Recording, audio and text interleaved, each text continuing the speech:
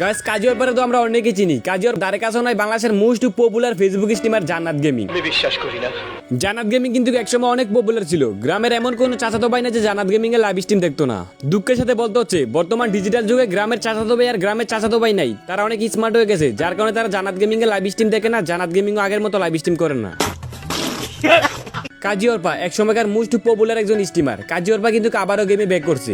কাজী অর্পার UID search মেরে দেখতে পেলাম সে অনলাইনে আছে, গেম প্লেও করতেছে। আশা করি সে কয়েকদিনের মধ্যে লাইভ স্ট্রিমে ব্যাক করবে।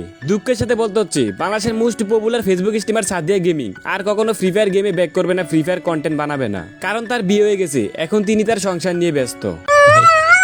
আরে ভাই আপনি কান্না করতেছেন কেন? বাংলাদেশের আরেক মোস্ট পপুলার ফেসবুক স্ট্রিমার নানি গেমিং, সে তো আমাদের মাঝে অনেক দিন ধরে নাই। নানি গেমিং এর স্ট্রিম থেকে যে আমি আমার আইডিতে রিঅ্যাকশন নিতাম, ওই ইতিহাসগুলো তো আমি ভুলতে পারতেছি না। কেন নানি গেমিং, সাদিয়া গেমিং, কাজী অর্পা, জান্নাত গেমিং আমাদের মতো গ্রামের চাচাতো ভাইদেরকে ছেড়ে চলে গেলে? और अभी तो रुको, क्लाइमैक्स अभी बाकी है। হ্যালো গাইস, আসসালামু আলাইকুম। কি অবস্থা সবার? কেমন আছেন আপনারা? আই হোপ সবাই ভালো আছেন। আলহামদুলিল্লাহ আমি অনেক ভালো আছি।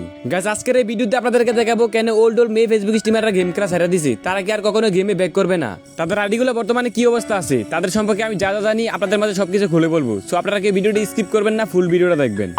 গাইস প্রথমে আমরা চলে যাবো বাংলাদেশের মোস্ট পপুলার মেয়ে ফেসবুক স্ট্রিমার জান্নাত গেমিং এর আইডিতে। 2019 সালে, 20 সালে, 21 সালে, 22 সালের দিকে গ্রামের এমন কোন চাচাতো ভাই না যে জান্নাত গেমিং এর লাইভ স্ট্রিম দেখতো না। তখন জান্নাত গেমিং অনেক পপুলার ছিল। বর্তমানে জান্নাত গেমিং এর লেভেল হচ্ছে 75, লাইক হচ্ছে 51,000 প্লাস। তিনি বিয়ার র্যাঙ্ক আছে ব্রোঞ্জে। মোট করে তিনি গেম প্লে করে না, যার কারণে তাকে ব্রোঞ্জে দেখাইতেছে। কারা কারা জান্নাত গেমিং এর লাইভ স্ট্রিম গুলো মিস করেন একটু কমেন্ট করে জানাবেন।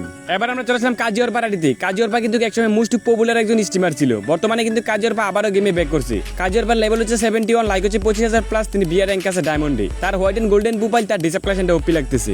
এরপরে আমরা চলে যাব হারিয়ে যাও মেয়ে ফেসবুক স্ট্রিমার সাদিয়া গেমিং এর আইডিতে। সাদিয়া গেমিং কিন্তু একসময় মোস্ট পপুলার একজন স্ট্রিমার ছিল। বর্তমানে সাদিয়া গেমিং সবকিছু থেকে অফলাইন হয়ে গেছে। বর্তমানে সাদিয়া গেমিং এর লেভেল হচ্ছে 80, লাইক হচ্ছে 1,84,000 প্লাস। তিনি বিয়ার র্যাঙ্কে আছে ব্রোঞ্জে, সিএস র্যাঙ্কে আছে ব্রোঞ্জে। তার ফুল গোল্ডেন প্রোফাইল, তার ডিসপ্লেশনটা ওপি লাগতেছে। তার হাতে আছে ইনকিউবেটর টপ ইউএমপির স্কিন। গাইস নানি গেমিং এর ইউআইডি না থাকার কারণে নানি গেমিং এর ইউআইডি সার্চ দিতে পারতেছি না, যার কারণে তার আইডিটা দেখাতে পারলাম না। তার জন্য আপনাদের কাছে আমি দুঃখিত।